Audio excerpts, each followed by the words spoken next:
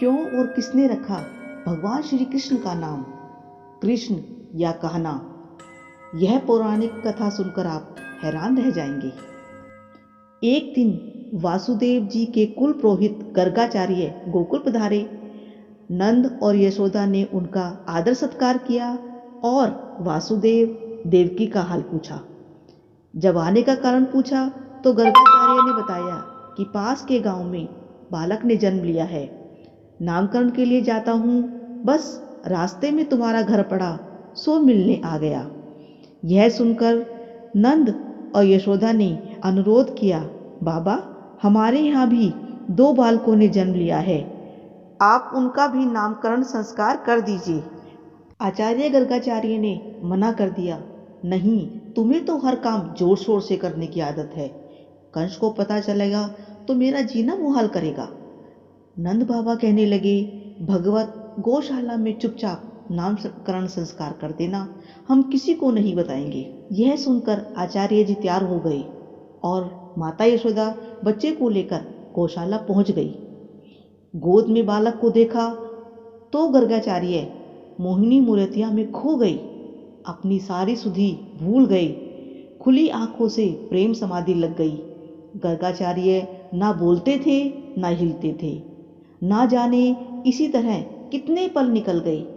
यह देख बाबा यशोदा घबरा गए और हिला हिला कर पूछने लगे, बाबा क्या हुआ? बालक का नामकरण करने आए हो, क्या यह भूल गए हो? यह सुनकर गर्गाचार्य को होश आया और एकदम बोल पड़े, नंद तुम्हारा बालक कोई साधारण इंसान नहीं है। यह कहते हुए जैसे ही उन्होंने उंगली उठाई तभी कान्हा ने आंख दिखाई।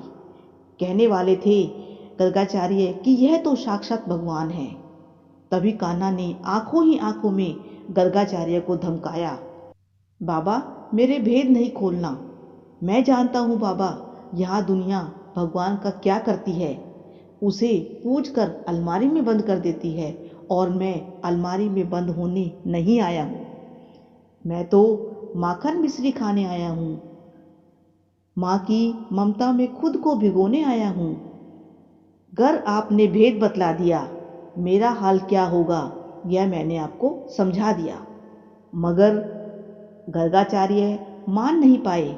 जैसे ही दोबारा बोले ये तो साक्षात, तभी कान्हा ने फिर धमकाया, बाबा मान जाओ नहीं तो जुबान यहीं रुक जाएगी और उंगली उठी की उठी रह जाएगी। यह सारा खेल आंखों ही आंखों में हो रहा था।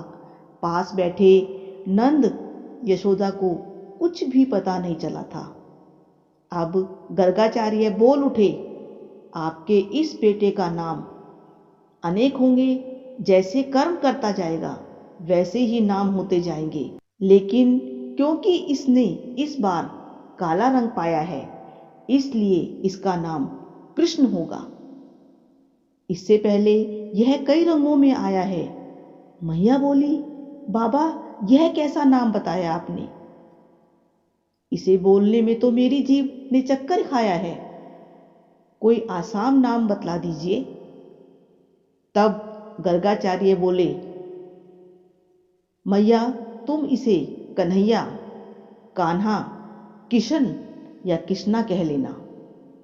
यह सुनकर मैया मुस्कुरा उठी और सारी उम्र कान्हा कहकर पुकारती रही। बोलिए भगवान श्री कृष्ण की जय। भक्ति लहर आपको भक्ति व आध्यात्मिकता से जुड़ी सभी महत्वपूर्ण जानकारियाँ उपलब्ध कराता रहेगा।